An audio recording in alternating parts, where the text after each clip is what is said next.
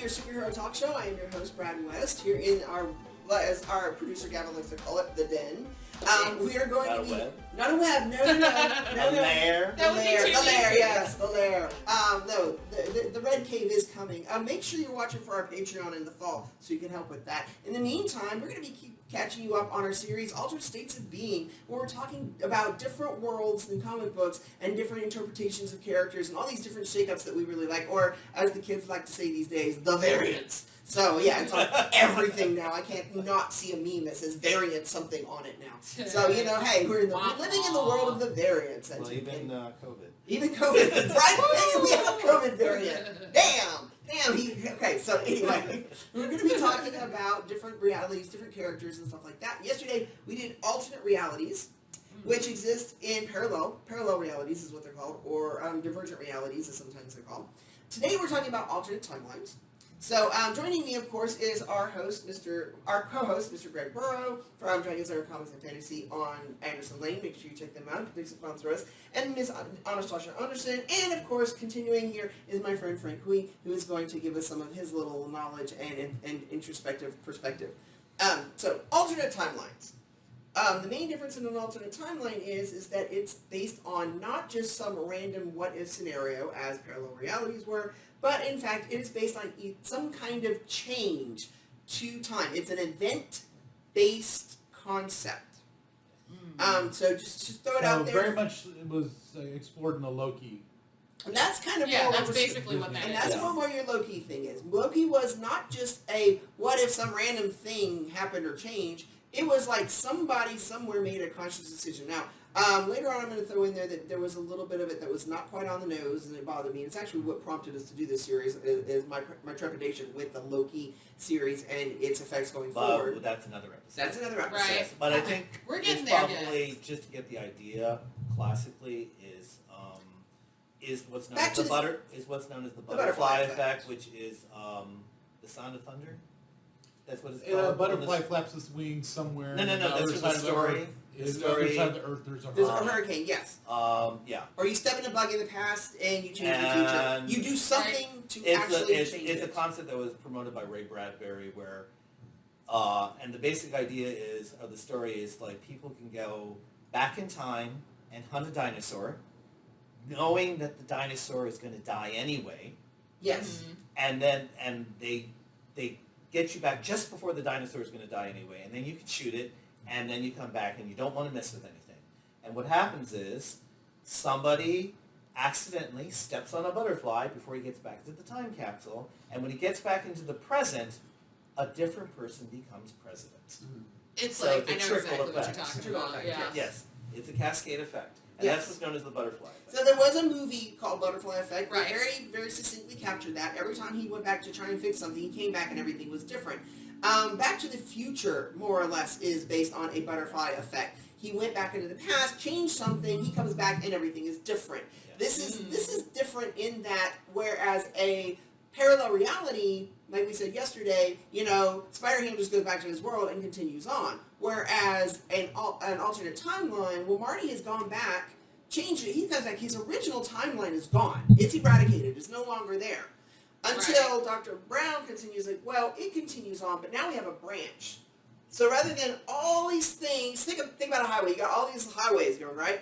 As opposed to a convoy that splits off in different roads. And that's what we get with an alternate timeline. Yes. Now, DC in the recent years has not been as good about keeping up with how they sort for my taste, as an overly conscious and overly analytical comic reader, I don't think they've done very well with keeping up with how they flip their timelines. But that's because they've created some very popular characters. Whereas, for instance, Flashpoint is supposed to be based on an alternate timeline. But one of the things Greg and I have talked about in the past before is there's a lot of stuff that they changed in Flashpoint in the comic books that there's no logical reason why Barry going back and saving his mother would have affected that.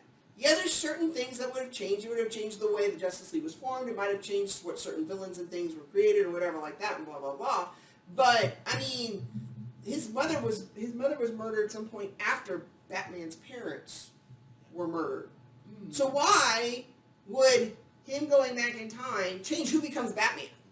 Yeah. That makes no Yeah. sense. Yeah. I think probably the best way of looking at things, because it's the butterfly effect, alternate timeline thing is a very common thing in science fiction shows.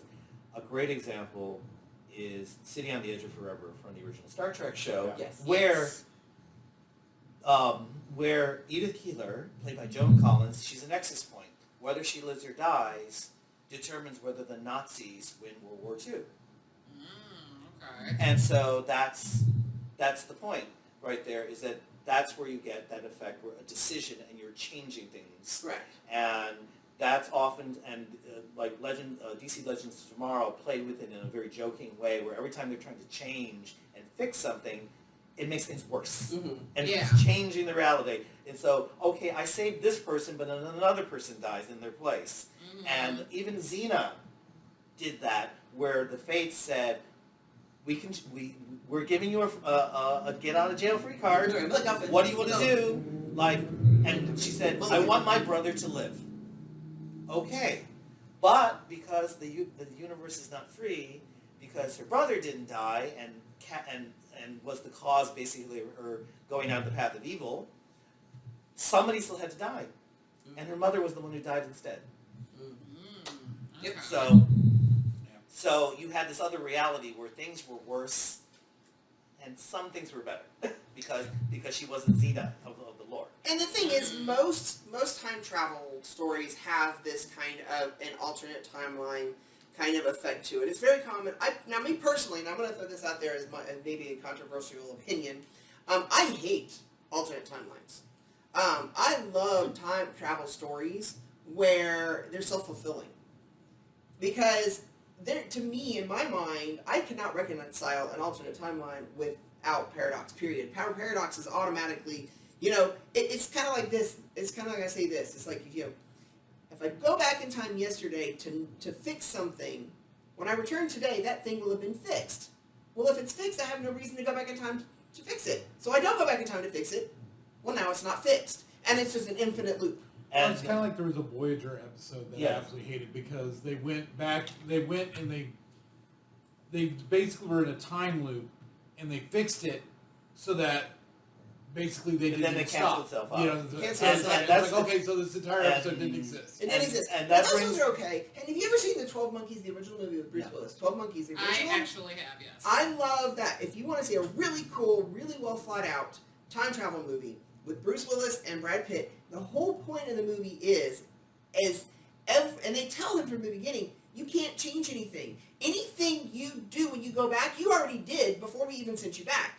Because time is linear, not cyclical. You can go back and you can remove things and things that don't affect everything else. So they only sent him back in time to help them find evidence to help them cure this plague that was killing humanity. And But he decided to try and change it. But he didn't realize everything that he did to change it is actually what caused it to happen on its own.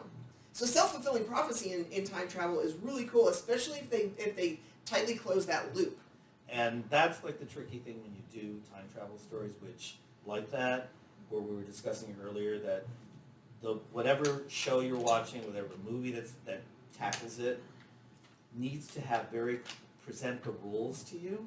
Mm-hmm. And as long as you know what those rules are, if whether they're self-fulfilling or they're loose and limber, or they're paradoxical, where I change time, but I keep changing time, but I remember every alternate That reality. was the best episode okay. She won an Emmy. I'll just Okay. say that. And that's the point, is that as long as you get the rule, and that's the difficult thing, is sometimes that the lesser shows, the lesser writers forget, you need to present those rules to you. And as long as you do that and you have that internal logic, then the story will be fine. Yeah, You'll yeah. be fine. And that's the tricky part when you're trying to do the concept of continuity is that Mhm. you forget your own rules. Yes, you forget your own rules. So- The And one now- thing I really hate about a lot of time travel is that it is a writer's easy out. Easy out, Yes. crutch. To not have to do the research on, especially these long-running stories like the Star Trek, J.J. Abrams stuff. Yes. Basically, it was like, I don't want to have to pay attention to all this canon. And so that's what we're going to do a time travel thing. And to like the ultimate change everything. And the ultimate kind of excuse for when things get messy is Stephen Moffat in Doctor Who, where he says it's timey-wimey. Mhm. I'm not going to give you an explanation. But It's just too abstract to explain. And that's where I have to tell you, it's like there was no point in them doing the back in time other than to try and reel in previous fans. An alternate, a parallel reality would have been just fine. Yeah. Because Well- the rules were different. Yeah. And like you said, to establish suspension of disbelief, just establish the rules, make them clear, Yeah. stick to them. And now, of course, we all know that with multiple years of continuity, sometimes it gets hard, especially in something like superhero comic books. Yeah. You know, I mean, it's kind of something all fans of superhero comic books have kind of learned to make an uneasy alliance with, like even myself, you know. But it ultimately, yeah, it's something that's self-contained like a movie, or at least one set of movies or franchise should be able to stick to their own story. And I'm going to say this right out of the bat. I am so tired of Flashpoint. I am At this point. I'm so absolutely sick of Flashpoint. out of Flashpoint. And that's why I'm actually dreading the Flash movie, because it's like, okay, you're doing Flashpoint again. We've had to see it It's like- in the cartoon. We had to see its own movie. We had to see it on the TV show. We had to see it in the video games. Right. Well, and Multiple times. And then, of course, they keep revisiting it in the comic book, too. Yeah, it's like, enough of Flashpoint. You know, go on to a different, newer, fresher idea, please. Oh, yeah. Right.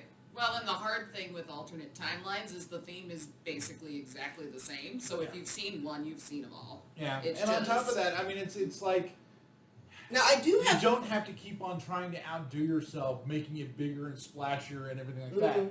You know, I mean, sometimes it's very compelling to watch two characters that are very compelling sitting in a room just having a conversation. I You really don't want to have see... have I want to big, see a huge Flash battle. movie where he actually is like the Wally West Flash from the Justice League Unlimited. I want to see where he's running around saving people and he's actually being, you know, compassionate about people. And I would love to have seen Jai Courtney's Boomerang with him in a bigger scene, you know, a bigger part for him, and not just as this character in the Suicide Squad movies. You know, I mean, I think that would be more fun. I think that would be, you know, a new version of the Trickster would be cool. Oh yes. Anyway, remember this whole rant has a purpose in a future episode. Yes. Yes. So, the clear difference in alternate timelines is that it's choice based. Yes. Somebody made some choice differently by going back and changing it and splitting it off. Right. So It's- I guess we need to explain hypertime real quick. Hyper time. So, in 1985, when DC Comics actually realized they had way too many parallel Earths, they decided to simplify, and the concept of the multiverse, they're like, okay, this is getting to bog down our writers and stuff, multiple versions of the Flash, blah, blah, blah, blah, blah. And it was the first time we had a real, and we mention this on the show all the time, continuity reboot. And what they did was they didn't just combine alternate realities, they combined the realities of comic book companies that they bought from other companies, and they mushed them all down, and there was no longer a multiverse. Well, this caused some problems narratively of its own. For several years, it actually went pretty good. I mean, like, the George Perez Wonder Woman was amazing. Was it John Byrne that redid Superman? Superman, yeah. So there was a lot of amazing stuff that came out of it. New characters, old characters were used in better ways, and so et cetera. But then, the longer you got, the more people started getting confused and getting by not continuity. They tried touching up a little bit with the There 0 were- hour, I Yes, think. there was 0 hour, and because what happens is that you have these issues where, well, you just, like, Superman starts as an adult, but one of their big titles, Legion of Superheroes, Is based on Superboy. is Superboy, And he never existed. and now how do we deal with that? So, then, you know we speak of this guy all the time because he's got, you know, Jeff Johns comes along, and he decides, well, now it's getting too complicated not having a multiverse, but we're not going to bring back the multiverse. Instead of doing parallel realities of the multiverse, we'll say the multiverse is alternate timelines. And so then we get hypertime instead. It's like, we're going to put all our eggs in this other sci-fi concept basket. It was a mess. I remember trying to read some of those comics, I had some, and it just got to be just like even worse as far as I'm concerned. But that benefited Alex Ross. It did indeed, actually.